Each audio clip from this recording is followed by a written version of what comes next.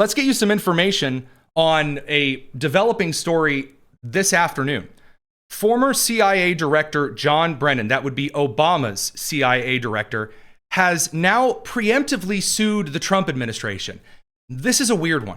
So as you may recall, John Brennan, after the Trump campaign in 2016, won the election and beat out Hillary Clinton, there was this time of very weird transition panic where John Brennan and several other members of the intelligence sphere falsified documents from the intelligence community, which had, by the way, before being altered, had indicated that Russia was covering for Hillary Clinton, in which Russia had evidence galore, videos, documents, etc., that said like Hillary Clinton takes a bunch of Quaaludes for her bipolar disorder and essentially is meaner to her staffers than Katie Porter with a vat of mashed potatoes. Just like really abusive. Basically, Hillary Clinton was like the Eric Swalwell of the Democratic National Committee. Just awful. An awful person. And Russia sat on that information. And instead of releasing that, which would have obviously benefited the Donald Trump campaign experience, instead they sat on it. And so what happened was Brennan and the rest of the intelligence community leadership went to President Obama, and what may have been at his direct order, altered the intelligence reports, suggesting that it was Donald Trump who had been coordinating and collaborating with the Russians on this, that, and the other, that would eventually lead to a huge a huge violation of the Espionage Act of 1927 during Trump's first term. And we saw some weird things. Brennan kind of did a sort of agreement to work with the DOJ, and maybe that was to try and sell out someone like maybe the other members of the intelligence community on maybe classified document use, maybe James Comey. Well, today, John Brennan filed a lawsuit, this time in a very, very bizarre turn of events, against the Trump administration for preemptively trying to ensure that documents aren't shredded or deleted. So, John Brennan's attorney is alleging, quote, given the strong indicia, given the indicators of vindictiveness of Donald Trump, Director Brennan expects that he will forcefully challenge any eventual indictment. Any eventual. You're not jumping the gun there just a bit there, NPR? Anyway, any eventual indictment as the product of an unconstitutionally vindictive and selective prosecution.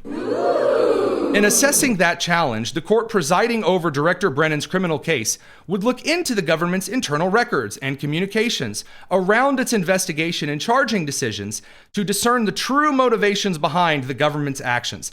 So what are they actually trying to do here? They're trying to intervene while Tulsi Gabbard has stepped out as the Director of National Intelligence to see if there is any indication that Acting Attorney General Todd Blanche reached out to the new acting director of national intelligence to say, hey, are you still looking into Brennan? Do you still have all of the files where the intelligence community in 2016 and early 2017 altered Russia's level of involvement with the 2016 presidential campaign season? They're looking for that because they're hoping if they can say, you got to get John Brennan, Susie, get out your phone, do a little texty text and say, John Brennan's got to go. That's what they're looking for, like trying to do a pre-discovery lawsuit. That's a new one for me. It's a bold strategy, Cotton. Let's see if it pays off for him.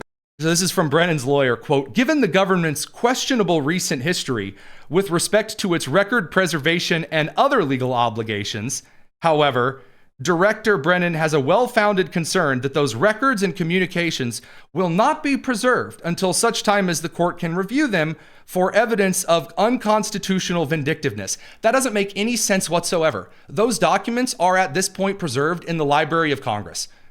And I don't know if you know this, but it's not like you can be Count Dooku, where you can just go into the Jedi archives and delete the evidence of Kamino's existence.